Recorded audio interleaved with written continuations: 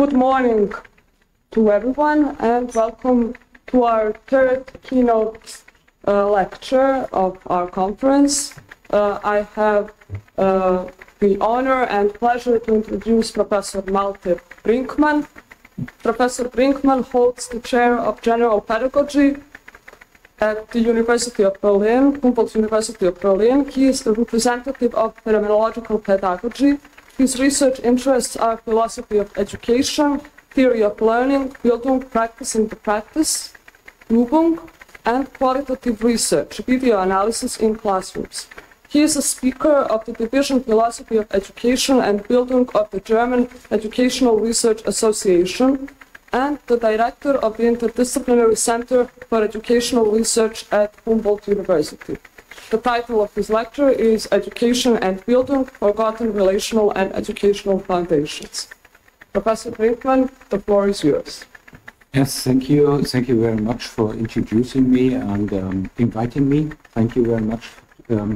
I think we had in the last days a very interesting and intense conference. And I enjoyed it very much, especially in this place here. I think this institute is really a good place. And I think I appreciate it very much to be here and to discuss with you. And thank you very much for, especially you, Olga, for this organization of this conference. I know it's a lot to do, and especially to the lab team for organizing everything here. Thank you very much. Yes, so I was thinking about the last days, what about my presentation, and I changed a lot because I want to take up some discussions we had here. And as I experienced it, it was about education on the one hand, but yesterday we had a lot about learning and about building. So my approach is to mediate it somehow under conditions of difference. So I will talk about educating and learning coming together in education. This is a relational approach. And secondly, I want to talk about, on the one hand, theory of education, and on the other hand, of the praxis and the experiences in being educated and educating. So there's a relation between theory and praxis as well. And this derives from my background. It is the human science tradition, referring to education as a science. Educational science, founded in Germany in the end of the 18th century with the first professorships of education, educational studies or science, and I will refer to Herbert, to Schleiermacher, and especially to Humboldt in this tradition. And then I take up the phenomenological perspectives, and this tradition derives from the quarrel of the faculties in this time, and the educational scientists decided that they are not related to philosophy, not related to theology, not related to sociology, but they had a science, an own science with their own integrity. So they were thinking about the basic concepts of educational science. And this is education, learning, Bildung, teaching. In German, it's Unterricht. So this is my background. So it's a long time. We had discussions on this, and I try to give a small glance in this tradition. And in this tradition, I representative of this phenomenological approach, and the phenomenological pedagogy has a long tradition as well, more than 100 years in Germany. And then we are using the phenomenological epistemology and methodology to understand these fundamental concepts of education. from the beginning. So we use phenomenology not as an applied philosophy.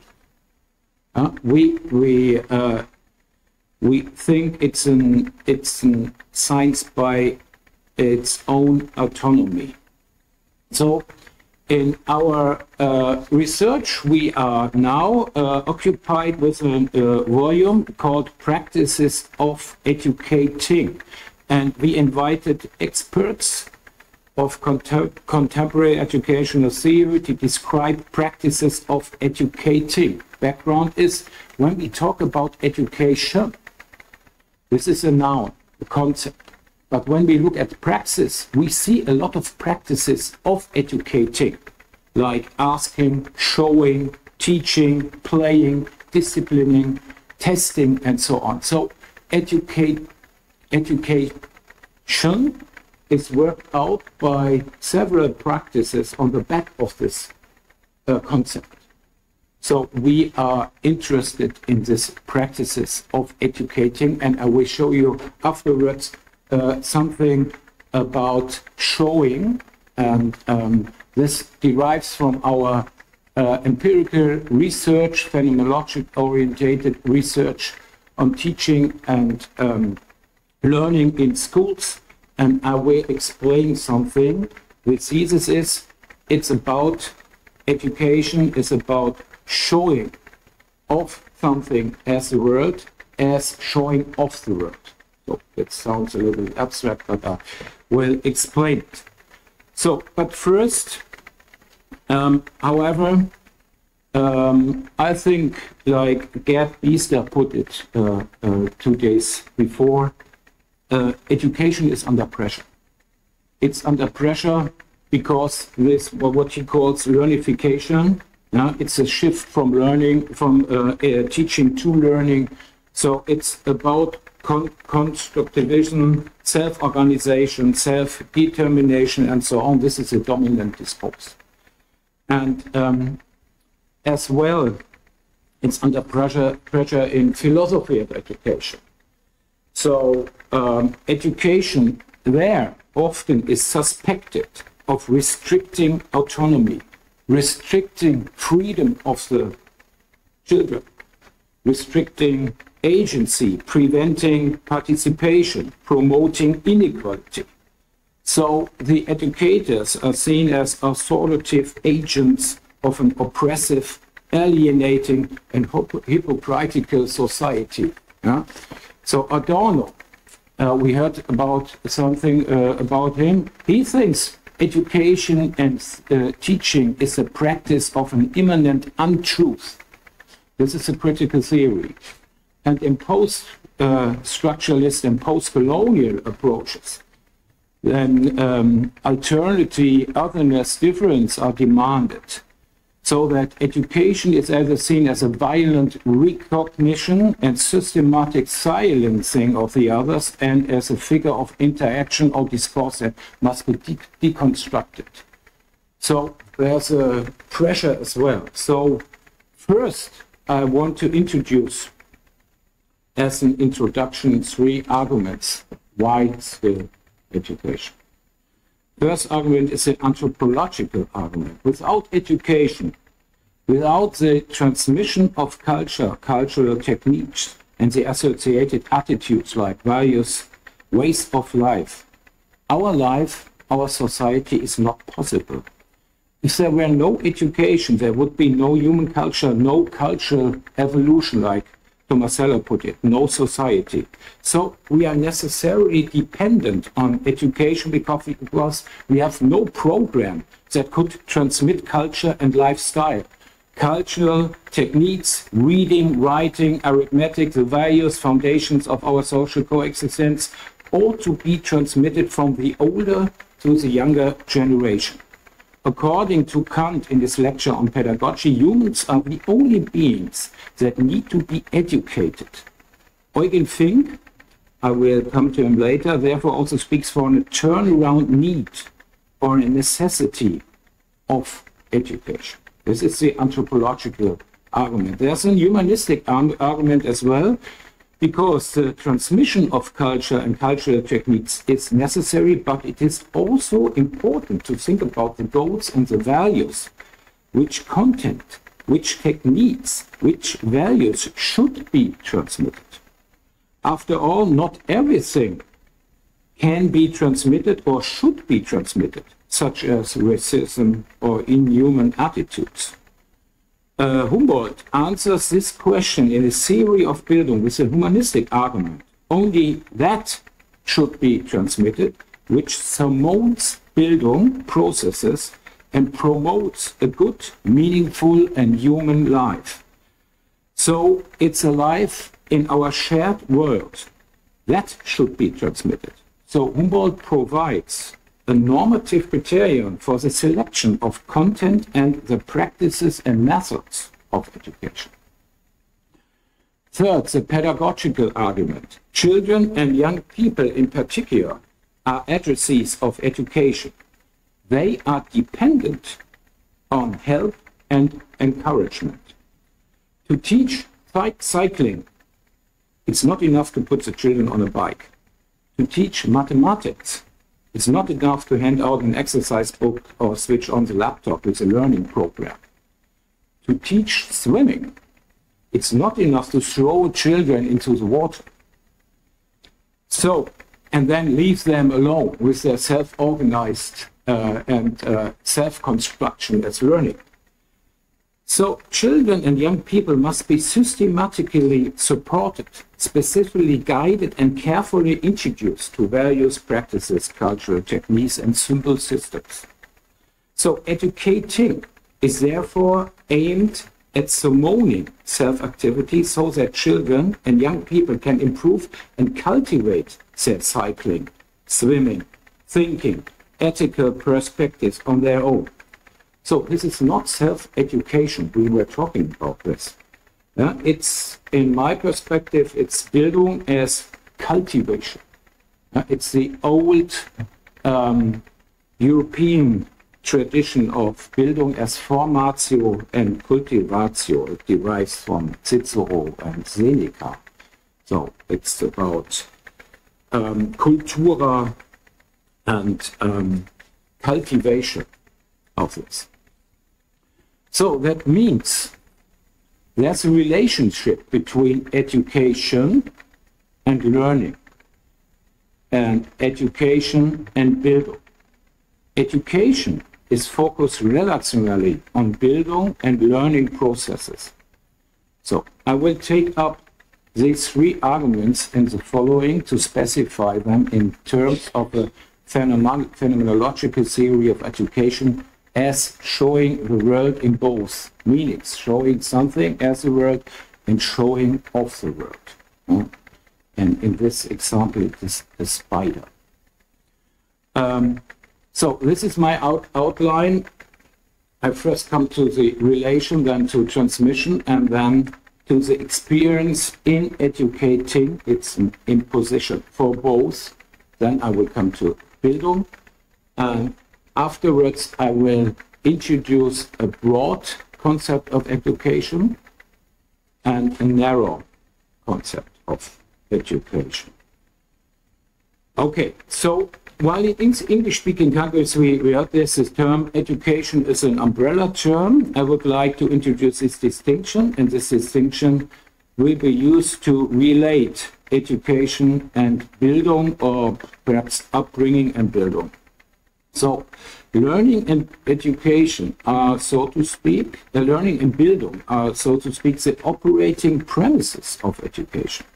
When we talk about education, we must talk about Bildung and learning in pedagogical contexts. In the following, I will show that the educators and teachers must mediate between educating and learning. Mediate, this is what Prange calls the pedagogical difference. And this is an approach, we call it operative or praxis theoretical. It's about the structures of education. So, there's my first thesis. In pedagogical perspective, education and Bildung or learning are practices which are structurally related. So the distinction between Bildung and education makes it possible to distinguish the experiences and practices of those who learn and those who teach and educate. When someone learns something, they do and experience something quite different from those who educate and teach. Bildung and learning are individual experiences, while teaching and education are social practices. While education consists of practices such as showing, asking, setting tasks, and so on, the experience of Bildung and learning are very different. So Bildung and learning refer both to individual and existential experiences, not like education. So it is based on a self-activity or agency, how to say. So in the following, I will argue that beyond the concepts of self-activity and agency, Bildung can be understood above all as a process of formation and transformation of the self in the relation to the world. This on the basis of experiences, especially of negative experiences. I will explain it in a phenomenological perspective afterwards. So education, in contrast to Bildung and learning, is a social practice that manifests itself in concrete actions, especially in pointing, showing, asking, and so on. So thus indicating an interplay. So it is commonly orientated towards specific goals based on certain values and virtues. So while education is an intersubjective social and cultural practice, Bildung is an individual or existential experience. So that's why we speak of a pedagogical difference, and this is an idea of Klaus Prange, that is mentioned before. So the relation of Bildung or learning and education is uncertain. It's problematic. It's non-causal.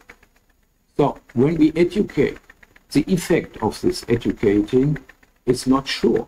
It's not, we cannot determine it in a causal relation.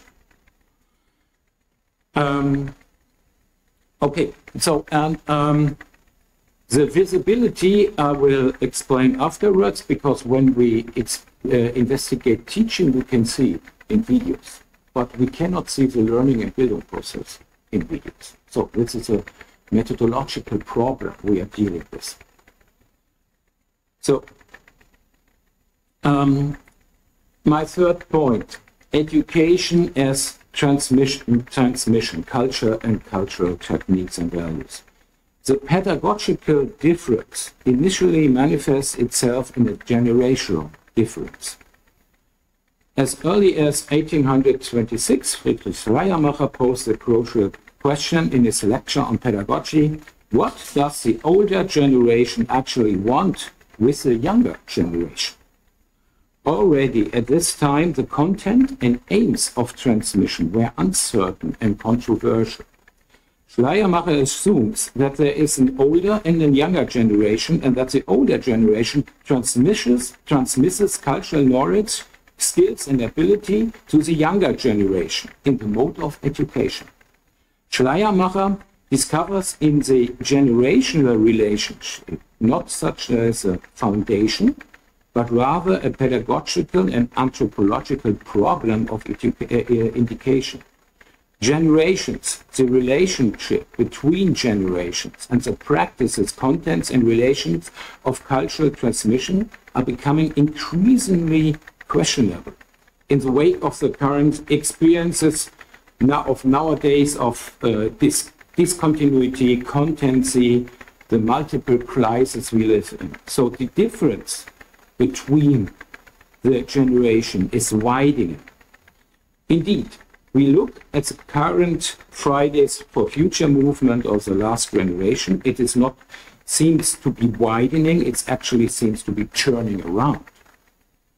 The detraditionalization and de-hierarchization and pluralization of lifestyles, the young climate protection movement, the associated global human rights movement demands, and the digital revolution of KI are calling into question the generational relationship as a relationship of representation and responsibility.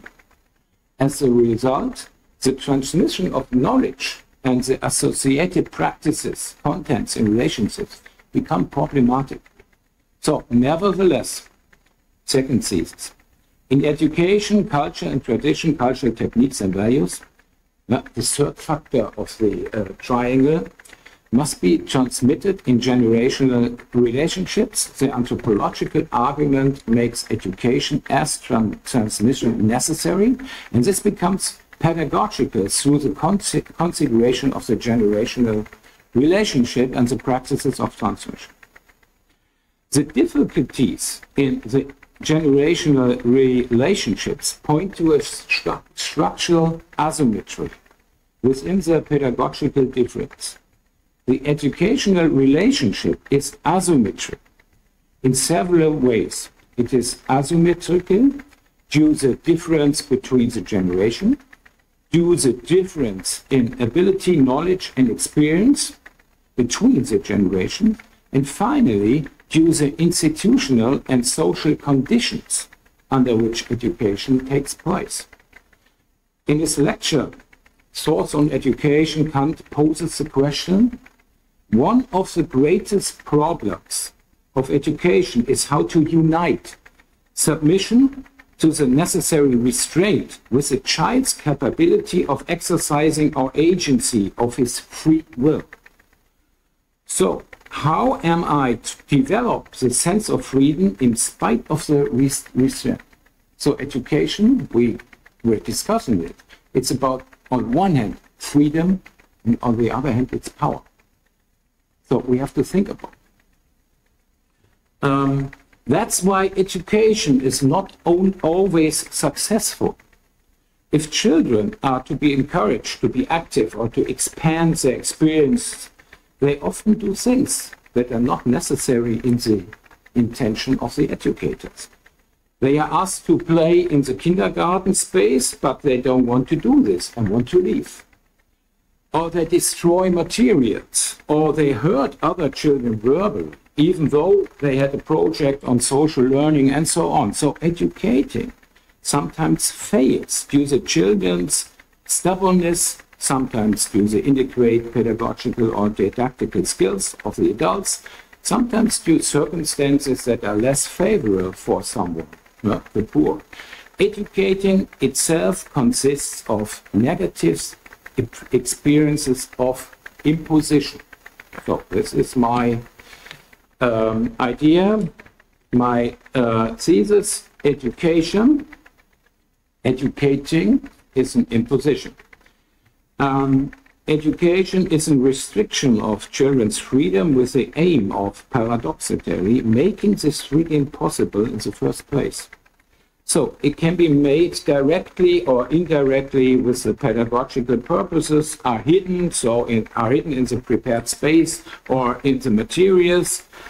To paraphrase Eugen Fink, education is always also a failure of the child's freedom for the sake of the self-experience of freedom. And Eugen Fink, he is the last assistant of Husserl. In Freiburg, he has a chair of philosophy and educational science. So he was very involved in questions of education and pedagogy and wrote a lot of books and articles on this. And this is one article with perhaps a little bit scary title, Grundfragen der systematischen Pädagogik. And that's typically its German title, Foundational Questions of Systematical Pedagogy. So, but this is this human science tradition. And so, on the one hand, we see educating is combined with experiences of imposition. it is not about child-centeredness, now this perspective. The failure of education, in my perspective, is highly productive in a pedagogical and relational perspective. So the liberation of the educated through education is a paradox and the switch point at which critical, democratic and reflective education can begin. At this point, it becomes possible for the educated to take a critical stance against their own educators, parents, professionals, teachers, criticizing educators, criticizing the content of education, as well as the societal conditions and circumstances. It seems that what it makes education successful. However, this only succeeds if everyday and habitualized practices are interrupted. In this case, the artificial aspects of teaching come into play. I will come to this later. However, for the educators, it is an imposition. But for the children and for the young people, education is an imposition as well. So learning or Bildung are to endure these limitations and restrictions, to accept them, to trust them, to have confidence. Children are encouraged to adhere to social or family conventions or customs, to hold the pen correctly, learn to ride a bike, solve math problems, take a critical stance to political opinions, behave ethically or empathically towards the others, especially the weaker ones, and so on. So they are summoned to learn through educational activities. Then they are also concerned with the fact that things are resistant, that they are not simply are ready to hand, that the cultural symbol systems are inaccessible, that the ethical or social practice require an overcoming.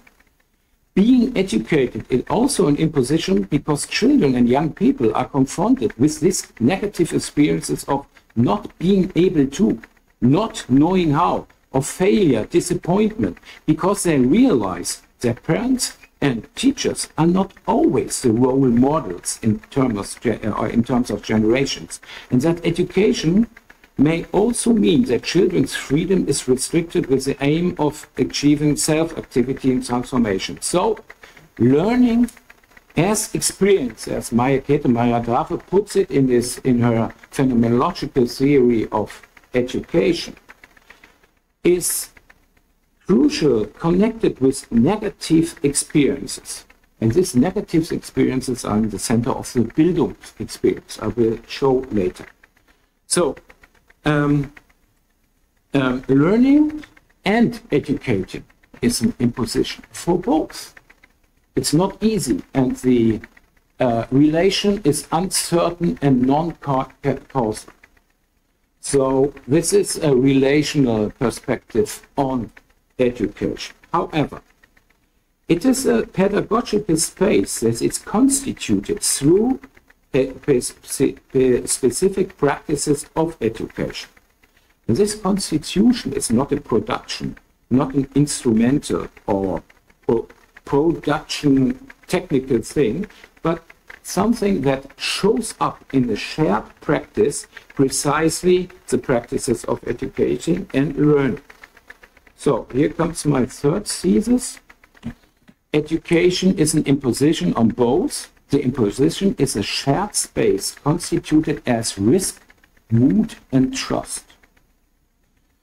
So, mood, risk, and trust means that when we look at the German word Zumutung, this is imposition, we have three meanings. Zumuten in German means we have on the one hand mood, this is bravery, courage, it's a risk taken in education, perhaps a beautiful risk of education, I would say. So in the history of this word etymology, the word comes from the Middle High German Mut, which is secondly related to the English word Mut. In German, it's Stimme. So when we are educated, it's not only about risk, it's about an attunement, a tone of teaching. So this Mut is an emotional dimension. It's brought about in education and it's based in the same time. In contrast to affects, moods are long-lasting, underlying emotions that indicate a relationship to space and the world around us. This is mood. So which emotion is it? And this is the third dimension of imposition, which is an ethical one. If I ask someone to do something, then I trust him, her, to cope with confidence, trust, and therefore also empathy and compassion are also contained in this word. So imposition has an existential, an ethical, and an emotional dimension. It's about common shared space of education. So when I present now a theory of Bildung from a phenomenological perspective, I refer to a certain conception of learning that determines learning as an experience of Bildung. Learning is usually seen as a linear stage or network process along with psychological or constructed theories. There, however, the resistance of things, the experiences of withdrawal, disappointment, failure are not valued. So, in a phenomenological perspective, we are looking at this first-person perspective in the experience of learning. This is the focus. And this derives from the Bildungs tradition. And when I now come to Bildung, I do not speak about concept history or the Fichte or the geisteswissenschaftliche tradition we heard yesterday, Dilthey and so on. I will start with Humboldt because, yes, Humboldt University is founded by him. But, so this is my background, but Humboldt was a little bit more than one guy thinking about Bildung. He was sometimes the minister of Bildung and Culture in Prussia, and he invented two very famous curriculum. And the curriculum, this curriculum is Bildungsbased.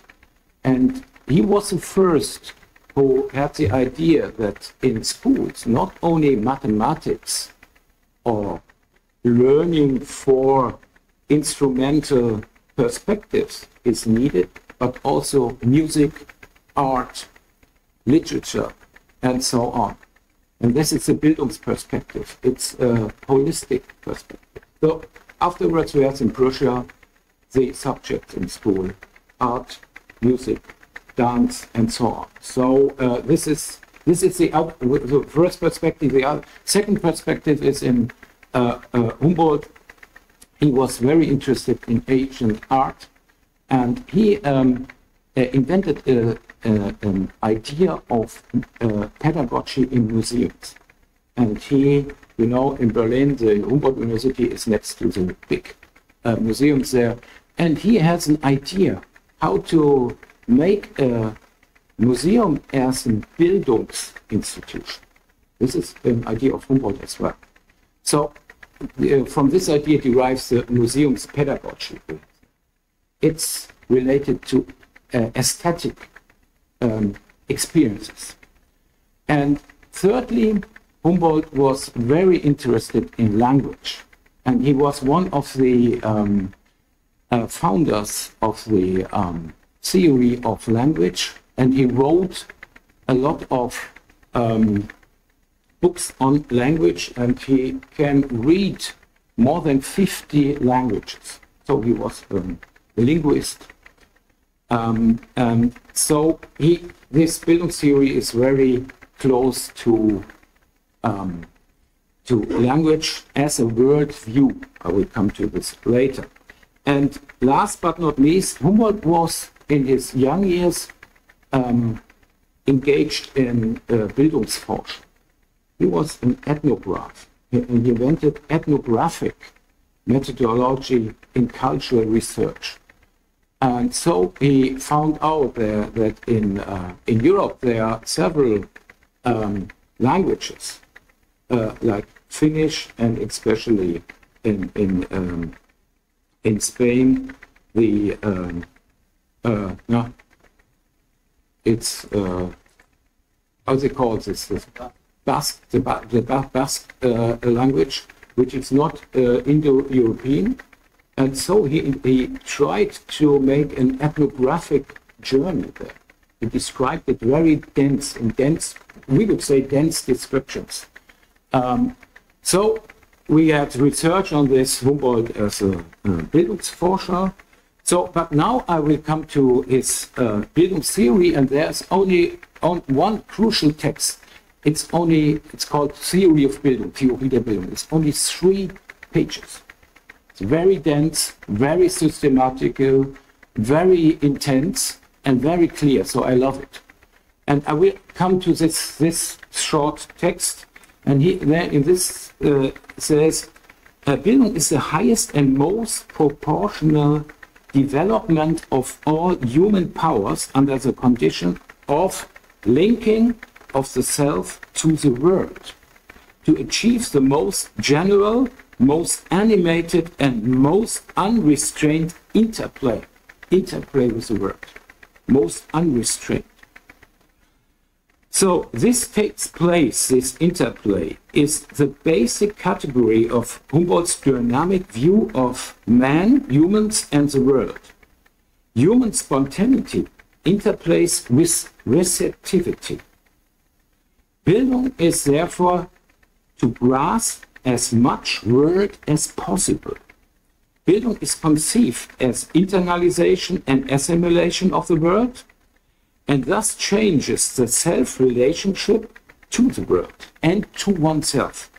Bildung in this sense aims at a change or a transformation of the relationship of oneself to the world. According to Humboldt, this transformation is carried out through a formation of powers. Formation of powers as strengthening these powers. Powers in this context are the human mental, physical, emotional faculties such as reason, judgment, physical practical powers, bodily powers, power to perform actions, the productive power or imaginative power, Einbildungskraft. This is the creative center of the human mind and becomes a hallmark of humanist engagement. So, how does it work, and how can this Bildung can be experienced?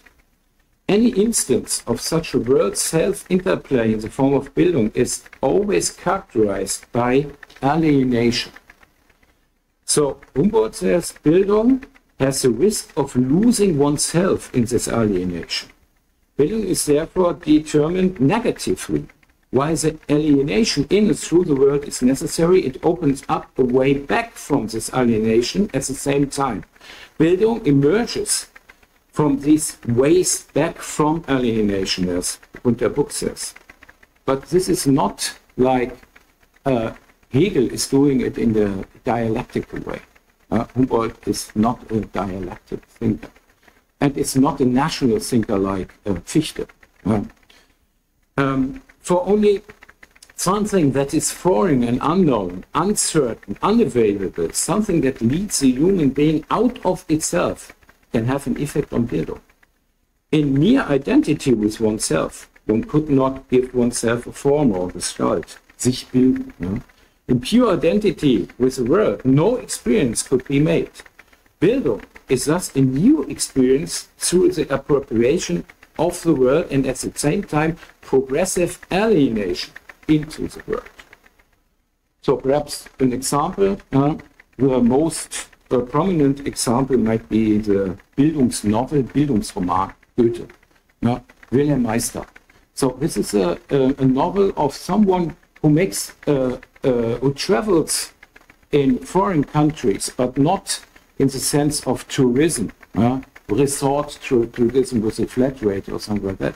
It's exposing oneself to the foreignness of these cultural experiences, becoming oneself as someone else, becoming someone else. This is Bildung, and this is related with language. So if language is another worldview, we have to take up this language and try to share the perspectives. And then when we come back, we are someone else.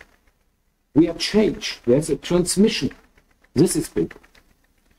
So this is an embodied Bildung. I put it in another article, but what is important in this context is Bildung remains to the idea of turning around. This is a very old idea, so coming from Plato. Plato calls this not transformation, but in Greek it's periagogy. It's a turning around. It's coming from the ascent from the cave and the failure of the one who has returned to the cave as a basic structure of this processes of Bildung. Bildung takes place through a turning around the gaze or the attention, through a periagogy. In German we call it Umwendung. So this can be supported by education, but cannot be caused by it, as I pointed out, because of the difference. So it's an art of redirecting. Plato says redirecting the soul. It's a whole person. So it's important that learning and Bildung, according to Plato, even in the Menon dialogue, are painful experiences. They are based on negative experiences, on irritations, interruptions, disappointments, withdrawal.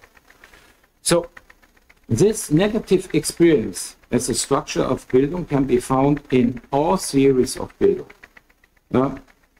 Hegel, Dilthey, in the theories of Bildung nowadays, transformal theories of Bildung, or non-affirmative theories of Bildung like Benner or Uriels. So, and Günter Buck, he's a very interesting guy. He's a scholar from Gadamer and Heidegger, referring especially to Husserl. He wrote a book, Learning and Experience, Learning as Experience. He says, learning as a Bildungsexperience is a turning around of the whole person. It's an inner back reference of experience. It's an experience on or about experiences itself. Therefore, the old experience is given a new index. This is a word of Husserl. So the turnaround is changing the old or the habitualized experience in the face of making new experiences. So Bildung, on the one hand, is activity, on the other hand, is characterized by passivity. Bildung is dependent on showing of something and showing that it's given beyond the purpose or intention or will or disposal of the human. So Bildung in this perspective can never be cognitively realized by will or decision. To put it with Jean-Luc Marion, only on the foundation of something already given, the gift of Bildung becomes comprehensible. So what is given, that is the word. Therefore, Bildung is a process, is always connected with negativity, with a withdrawal, with an alienation. So I will now perhaps focus a little bit on the Bildung event. I have to hurry up a little bit.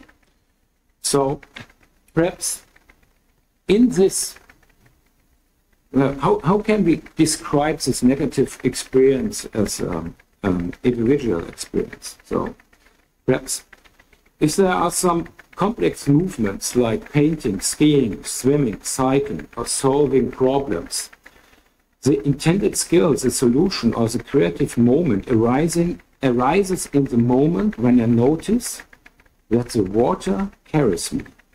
The ski is gliding. The speed holds me in the curve. The pen becomes part of my extended body. The aha moment occurs when I'm in the flow. So something surprising, unforeseen, new occurs. I can do something precisely because I entrust myself and devote myself. Something else showed up which I neither intend or know before. This is an event. This can be prepared by practicing. I developed a theory of practice in the practice, but the event itself, it breaks through the repetitions. This opens up a new different space with other possibilities of locomotion, with trams, with skis, with bikes, a new gaze on the problem of the world, a new sociality, and perhaps it occurs, the aha moment, when we do not have anticipated or expected it, when the scales fall from our eyes. So all this happens because not I intended, because something passively is experienced in this building. So when I teach children swimming, they can swim only in the moment they trust the water. Then they swim. Well, when they ski, I don't know if you're skiing, but you can only learn ski when you trust the ski holding you in the curve. Then it's going. It's like a flow moment in this, but this is a passive experience. So the core of Bildung experiences are this passivity, relating to the world, something trusting. Okay. Bildung is based on passivity, at the same time activity. It's this withdrawal. It's a formation and a transformation. So what does it mean to education, the other side of the difference? Is first the transmission of culture, secondly, summoning self-activity, and third, summoning Bildung as transformation in the relation to the world. So the Bildung experience is the event which the transformation takes place. It's linked to the practices of education. But how can we summon this Bildung? So first, I will introduce now a broad concept of education and then a narrow concept. So the broad concept of education is related first to Fink and secondly to Mollenhauer. And Fink, you see him here with Husserl somewhere in Freiburg, and he wrote a book, Erziehungswissenschaft und Lebenslehre. So educational science and teaching life works. And he says, everyone is the Daseinszeuge, a witness of Dasein, of existence, and everyone exists with, against, and for others. This also implies that everyone participates in teaching fellow human beings how to live their life, leben können. Something he describes as the difficult art of being human. So everyone makes everyone else understand how they live life in their own way and learns from everyone else in the process. Everyone teaches, even they don't want to be a teacher. As so far as people exist socially, they are constant witnesses and proclaimers of existential truth. So this happens in coexistential praxis. So we live our lives with children as educators and show the children how we live. We work, we love, we have certain meaningful ideas of birth and death, authority and power. So we express this relationship implicitly in our actions, in a certain practices of life, in our daily bread-winning practices of times and so on. So this is a question of meaning we give to our shared existence and life. Educating is helping that meaning is coming into presence, Vergegenwärtigung von Sinn. So we always show ourselves to our children in a certain educational way. We educate by showing ourselves build practices. These practices are not simply allocation into certain functional role patterns of society. From a phenomenological and pedagogical point, they are practices of teaching life or teaching a good life. Due to the pedagogical difference, however, children and adolescents are freed up to relate to these practices once again. So children's mimesis always implies that the practices are not simply copied. So educators are therefore witnesses and examples. They are role models, but in the same time counter images, like Scheler says. So we conduct our lives as a gestalt and then we transmit it to children. Mollenhauer, who is from the critical tradition, Habermas especially, and then he turned to phenomenology and to cultural sciences. He puts this more hermeneutically. With Mollenhauer, we can understand education as a presentation in which a gestalt of our own life is presented to children. So, what I am doing when I hang a reproduction or picture of Pico della Francesca or Francis Bacon in the family room, set up a clavichord or store a PC or just a case of 20 pencils, I'm presenting my life, my way of life as an adult to my children. However, the parenting generation, we are not only, at least in the early years of our children's development, significant, meaningful people in acceptance and rejection. We become the motive or model for generalization. But the children shape the building themselves. So, this is where my fifth, this is the book Forgotten Connections. Translated by Norm Fries. So, fifth thesis, this is exemplifying, demonstrating, presenting, witnessing, always implies showing oneself as someone in a specific way.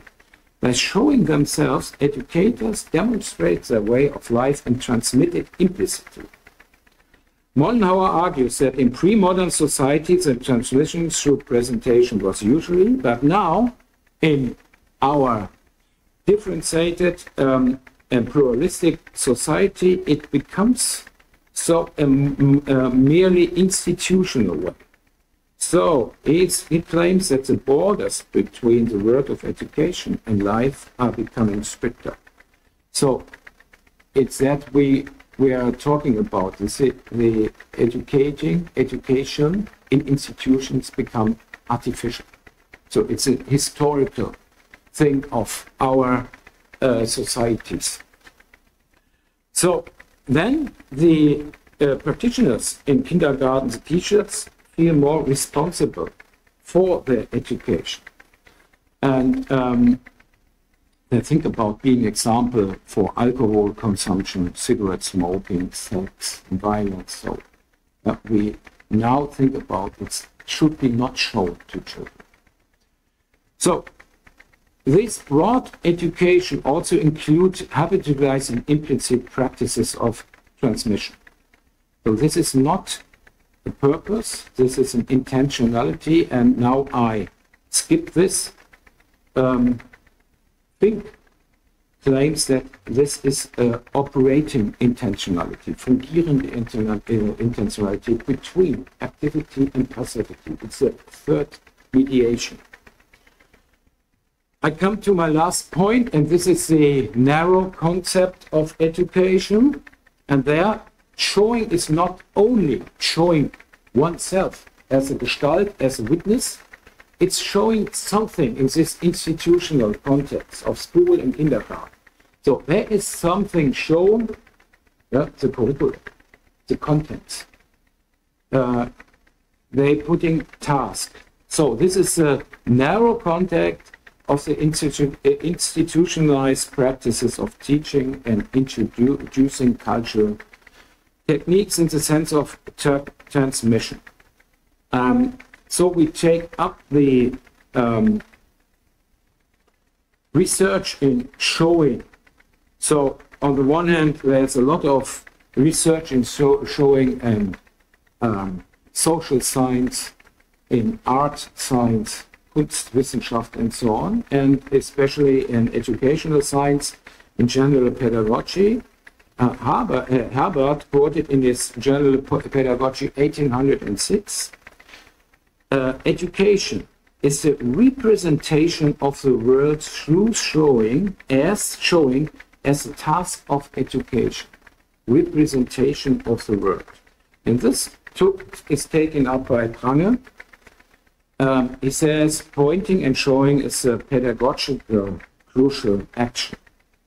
The starting point in our research now is that we found 3 dimensions of showing. And now I briefly introduce you to our research in the last decade. So it's a little bit I skip now a lot of pictures, stills from our videographic research. So what we found first is this is someone who shows something. It's a teacher.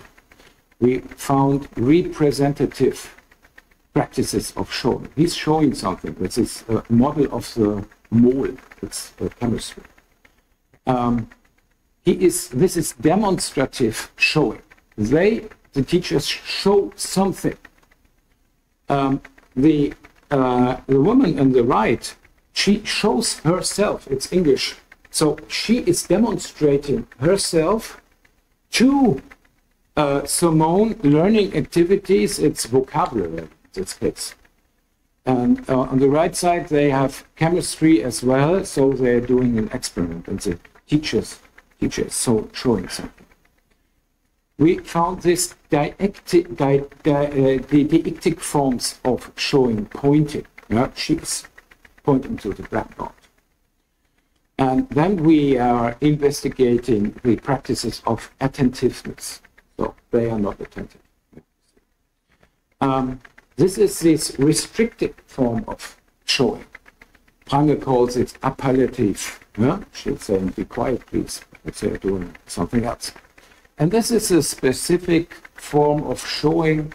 It's the pedagogical irony, pretending not knowing. They were asked by the students and they say, sorry, I don't know, but everybody knows, she knows because she's a teacher. It's only because Simoning self-activity. We found it with a lot. So we have some 2P types of showing we found, and we put it in a video software to use it for our research.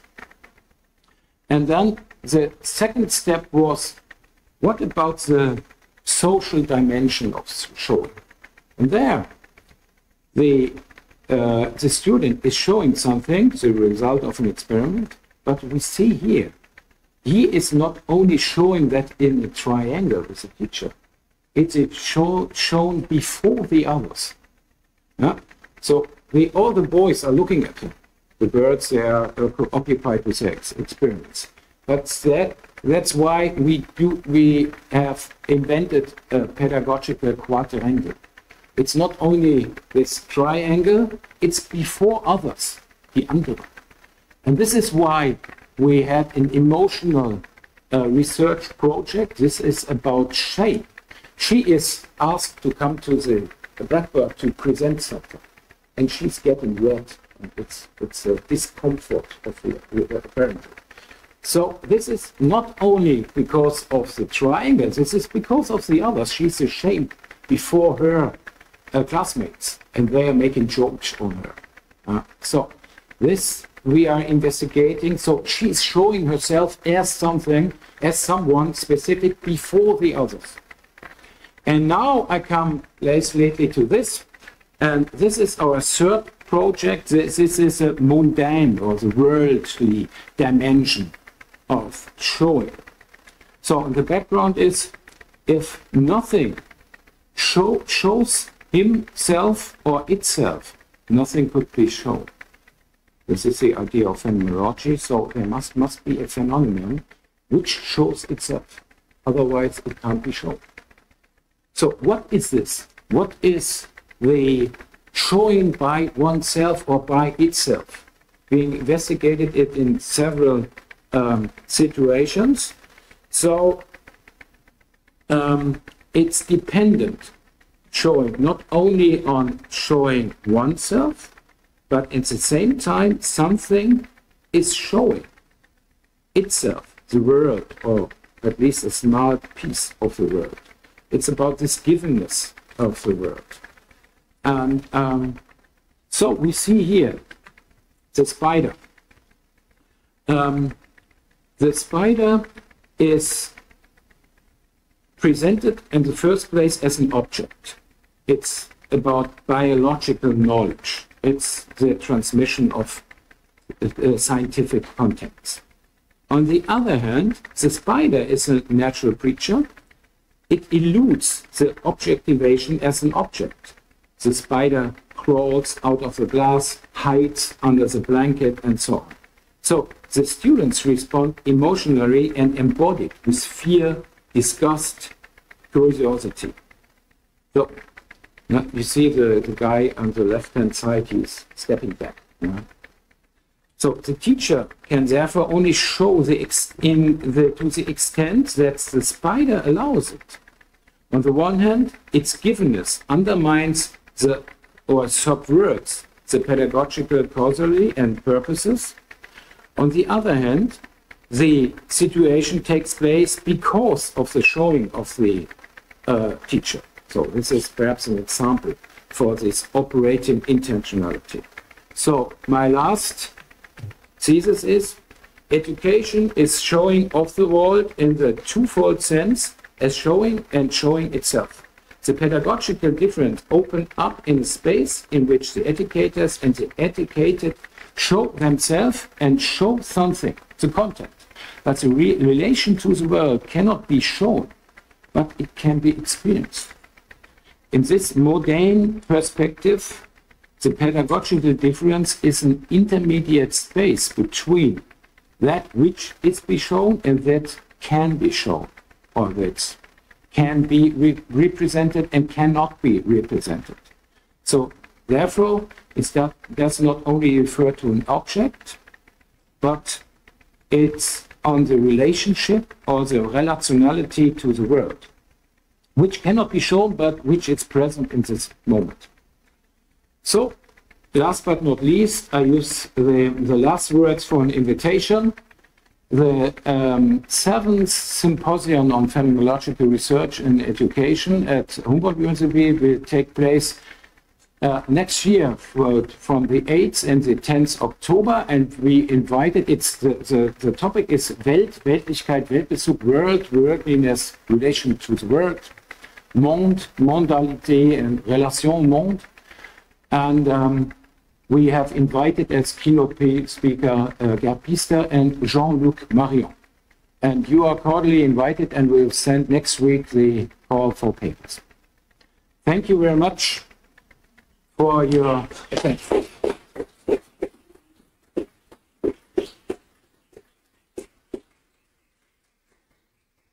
Thank you very much, Professor Brinkmann, for this thought-provoking and very rich in content lecture.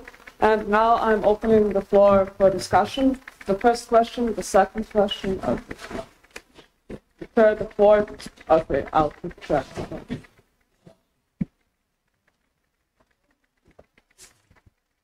Okay, I will have just two very brief questions. One is about negativity of experience. And on the one side, I understand it should be alternation of the horizon, okay. But on the other side, we have positive experiences that are very much alternations of ourselves and how we see the world, in a sense that's necessary. For example, being in love could be alternation and transformative experience. Or emotion of being moved, which is usually characterized as standing out of the positive, could be transformative experience. So, and I don't want to doubt the moment of restrictions, but specifically the moment of transformative experience. And the other question is speaking about social scaffolding, especially in Mundan type. If we speak about transformational alternation and foreignness, do we have to question and trust as foundational emotion in this process? Do we have to ask ourselves in these transformative processes, is it the trust in social surrounding what is lost? What if these transformative experiences put in question our trust to rely on our social surrounding? And that I think should be addressed as a problem. Yes, thank you. Perhaps I'll start with the last question. Yes. So education takes place under conditions of this social environment. And it's not possible to step out of this. So we are embodied and perhaps we are situated in this society, in this powerful and institutional context. So it's not possible to reflect us out of this. But my point is the educational perspective is not only to have to perhaps to understand how this habitus is built up, how we come to these societal roles, but the educational perspective is how can we change this? How can we transform the habitus?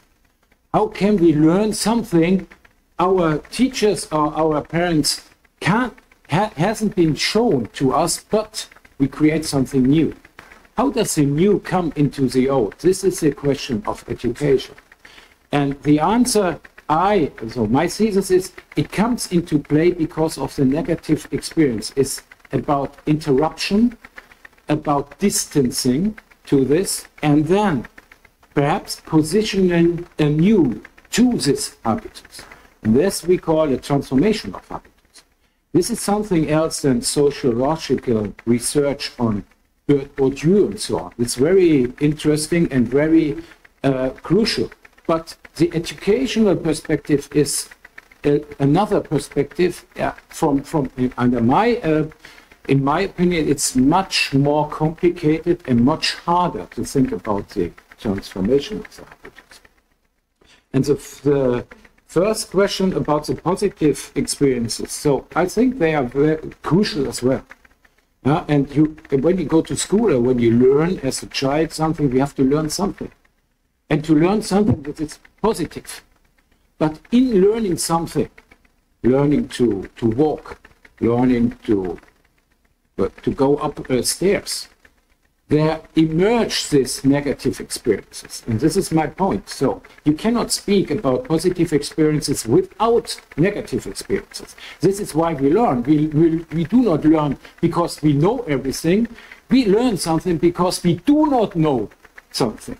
Yeah? We do not practice because we can do everything. We practice something because we cannot do it. It's a not knowing how. This is very simple. But in the most learning theories, they do not think about it. And then when we look at children, they do not know what to do when they have this negative experience. Yeah? When they fail and when they are disappointed. And many of the pupils we have in Berlin, they are so disappointed because of their negative experience that they do not want to learn anymore. So I think this positive and the negative perspectives is crucial for teachers, for educators to think about. And then this is the starting point for helping and for improving in education. Our next question is Thomas. Thank you. I have very similar question. I have also two questions and very similar one as was the first one about the negativity. So let me try to continue. You mentioned this negative experience. You based it on Plato, and if I remember well, in Plato, it's even in the case of the cave, as you quoted it or mentioned, it's never poor negative experience. It's still sort of bittersweet or lukupikron. It's not accident that it's erotical experience. So never poor negativity, but let's say bittersweetness. In ancient Greek, it's glucupikron, not only in Plato, but in Sappho and similar literature. So I would agree that there must be something positive, even, you need to use this scheme, but still I would say it's never, even in phenomenology, in Patočka, in this, in the end of the darkness, there is still some, light, and so I will be careful to talk about I like it very, very, very much, and I agree with this. Yes, I totally agree. You are right. Yeah, and even as well in the Menon dialogue, it is connected. It's not only this not knowing, but it's connected with Plato to the ideas and so on. So there is something positive.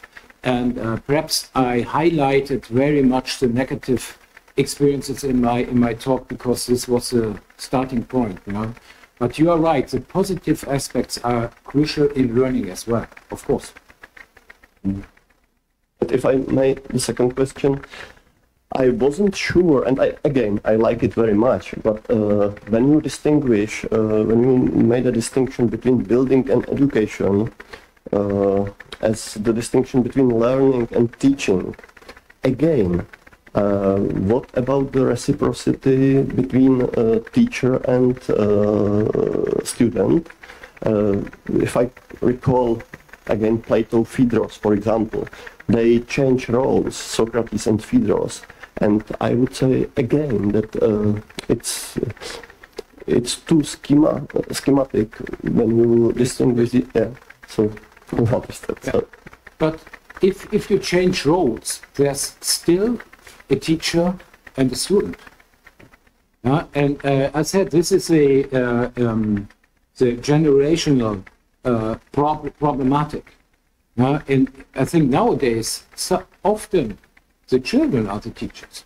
But I put this difference as a formal structure, not as a emotional or ethical relation. It's just a formal structure to take up what is education like, and it's about relating teaching and learning, education and Bildung.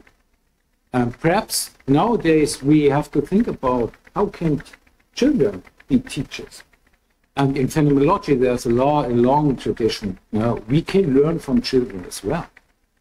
That's clear. But this doesn't depend on this formal structure. It's still there. Yeah, I wasn't sure also because there are the schools in ancient Athens, Socrates, Academia, Plato's is outside of the city. So I wasn't sure if in terms of ancient Greek we can talk about the social dimension and individualism. Yeah. So we have to hurry up. I saw 3 hands, at least the first question from the second row, you, and then the second from the third row to the right. I see the hand, but on the third row, you will be the second one, and maybe we collect questions. So could you both ask your questions, and then Professor will respond. Thank you, Malte. I have a version of the first question about trust. I was intrigued how you introduced trust in relationship to risk and mood, and then you gave the example of trusting to, like, when you learn swimming. You were talking about water, or when you ski, like trusting that the ski will hold. And I was wondering what notion of trust is underlying this, because it seemed to me that trust into a person has a different quality from trusting in gravity, or like, are you thinking about trust as a bet onto the future, as a confident relationship with the unknown? What notion of trust are you employing here? Yes. Thank you. That's a really good, yeah, so. Oh, so, okay. Yeah. So I wanted to know about the non-causal link between education and learning, because it's my intuition that education is necessary but not sufficient for learning. So if there's learning, there has to be education. But if there is education, it's kind of uncertain if learning has taken place. So there's like a one direction causality. That's how I see it. So. Sorry, I didn't understand your question. Could you please speak a little bit more slowly? Sorry. Yeah. So you were saying that it's non-causal, and I was assuming that education is necessary, but it's not sufficient for learning. So just my understanding. So if there is learning, there has to be education. But just because there is education, there's no guarantee there will be learning. Yes. Okay. Now, okay, there has to be. So when we investigate the last question, when we investigate in classroom interaction, so we see a lot of actions from the teacher, but they are not necessary in a causal relation to the learning activities or the attention of the pupils. So when we see pupils in the classroom, they look out of the window, they can be very attentive. On the other hand, there's another person looking out of the window, he's thinking about yesterday or his girlfriend and so on. So it's a really complex situation we have in teaching and learning. And we cannot say when the teacher is doing this, the pupil are fulfilling the purposes of his action. This is a non-causal connection. But it is necessary to teach, of course. But it's not a technical model we are using, and often, especially in terms of evidence-based approaches, they suppose it is a technical relation. But in Bildungstheoretical perspective, this is bullshit. And the first question about trust, yes, you are right. You have to differentiate it.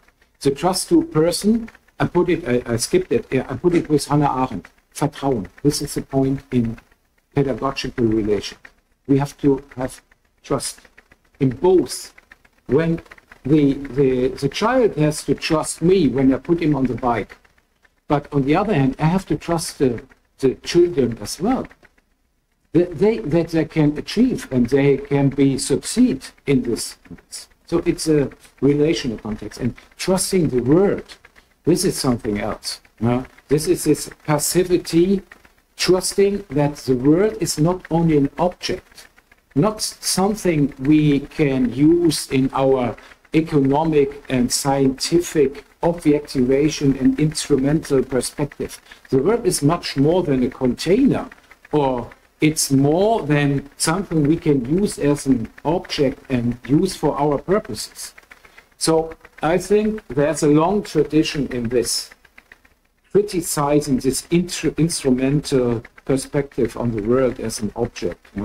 Critical theory, Adorno, Locke, and phenomenology, and so on. So we take this up, and then we think about what is world, especially what is the living objects in the world. Now we have a research project in learning with living creatures. What is it? It's perhaps something else than learning with chemistry or geography or mathematics. So we are trying to differentiate it, but I don't have an answer. We're just looking forward. Perhaps we have some insights afterwards. Okay, next I have the mic. Okay, yeah, thank you. Well, I'm coming back to the question about generations and the generational relation. So you said already that it's a formal structure, not an ethical one, and so on.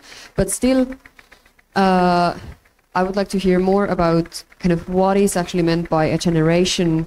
You mentioned that children can also be the teachers, but if we think of something else than primary school or teaching children, then the generational structure is not the physical one, or it's not related to age anymore. But if we think that this kind of like educational relation based on one generation educating the other also exists in places like universities, then it's not about age, but for instance about an academic generation.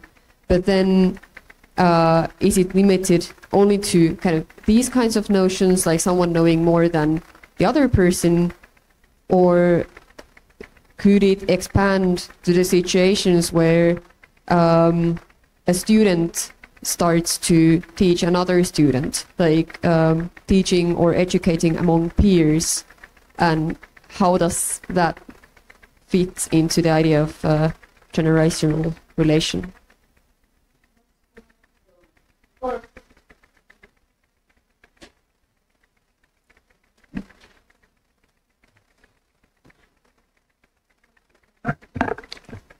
Thanks a lot.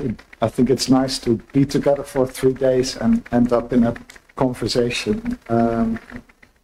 But I would like to refer back to where I started, because there is an interesting arch as well. One thing I wonder is, I had this example of the children in the mines, which for me actually fits Humboldt's definition of Bildung perfectly. And that says something about the capacity of human beings just to learn and even acquire cultural techniques. So you can say that is Bildung, but at the same time you can say it's a pretty poor or awful example of Bildung. We should want something more for the new generation. And then it raises the question, what is then the role of educating? Because I think a lot can just happen, but it then happens in problematic ways. And that brings me to the question I have in relation to your presentation. And it's the question, how does the I arrive in the world? And I sort of feel that in a lot of what you say, that it is assumed that there is already an I who then can learn or can be addressed or can be shown something. But the question, how the I itself arrives in the world. And for me that has to do with Prange's point also, that he says pointing is always a double gesture. It points to something, but at the same time it points back to the student. And I would say that pointing back to the student is never, you should learn, but it's to say, you should be part of this in some way. And for me, that is the educational gesture in which the I, in a sense, is pulled into the scene. And I was curious where that dimension is in a lot of what you say, because it feels that a lot of the building already assumes an I that exists.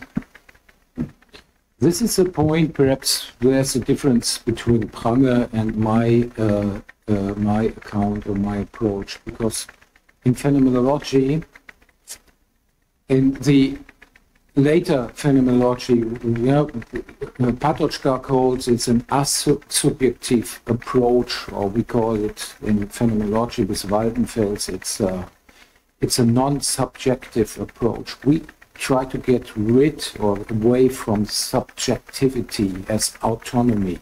And Prange is believing that there is an I as a subject, as an autonomous subject, as someone who is perhaps rational and has a will and something like that. And in phenomenology, we try to deconstruct it. But the way of deconstruction is not Derrida, and all this is a deconstruction looking at the word from Heidegger. And so it's this what Heidegger calls the Vernehmen of the word. So there is, in the end, there's not an I. It's something in relation to the world, and this is what we call passivity, not activity, not the I, it's a passivity.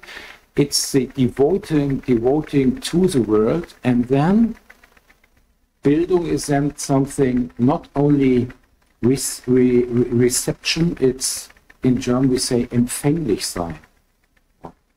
I don't know how to translate it.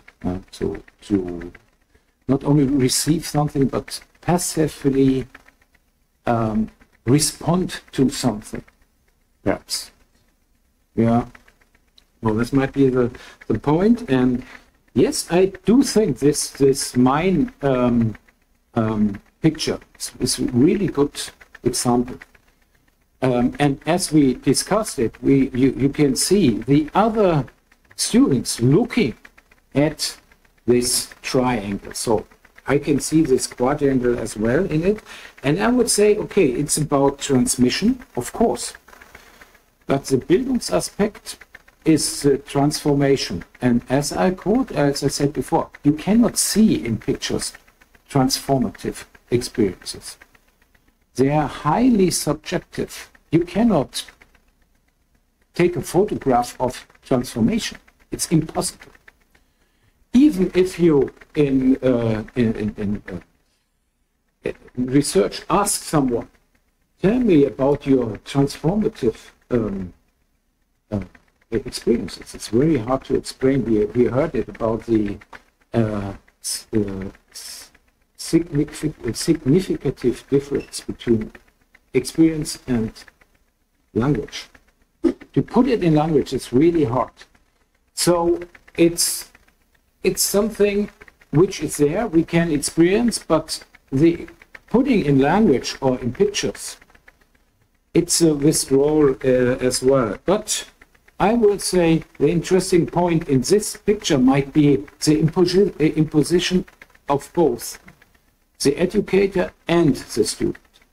In this arises this moment of building, not only in the transmission. The transmission has to be perhaps added the perspective on transformation. And the other question is about the learning from with students. Yes, as I said, if you have education, there must be a difference in knowledge, experience, and skills. So this might be an educational perspective as well when students learn together. But without this difference, there's no education, I would say. So when they are together or they drink coffee, doing something or discussing something, but there should be someone who knows more skills. Then the asymmetry is popping up and then we have these problems I mentioned.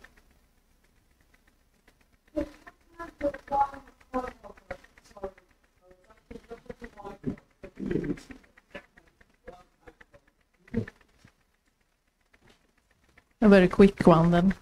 I'm just wondering about the responsibility of the teacher when you're turning the gaze of the children. That is, as you said, Plato's definition of education. And when you learn the child to look in new ways, something they see the world in new ways too, when they can come to see things that you yourself find hard to accept and be blind for and probably not wanting to notice and stuff like that. How do you see on the responsibility of the teacher in these cases? Yes, this is a good question. I just didn't mention it because I was focusing on this formal relation. But there is in an ethical perspective, there is a responsivity. And I would say there's not only an ethical thing, so we can think about ethics and pedagogical ethics. It requires an ethos of the educator. In German, we call it Haltung. This means then if someone is an educator, he is directed to the one who is educated, listening, looking. So this is perhaps this child-centered perspective. But it is not only about the child, it is about transmission and transformation. So the child is, and the relation is really crucial for pedagogical circumstances. But it is not only the relation between educator and child or student. It's more. It's about contents, it's about the triangle, and it's about the social dimension. So we cannot only look on the child and then talk about education. This is not education. That might be then learning and the psychological, perhaps, relation to the child. We heard yesterday in this keynote. But in educational perspectives, we have to open it up first for the transmission of contents, and secondly, to this transformation of the self in the relation to the world. Otherwise, in my perspective, we cannot talk about education. This is the point where the difference between psychological approaches and educational or pedagogical approaches. Thank you, Professor Brinkmann, and thank you all.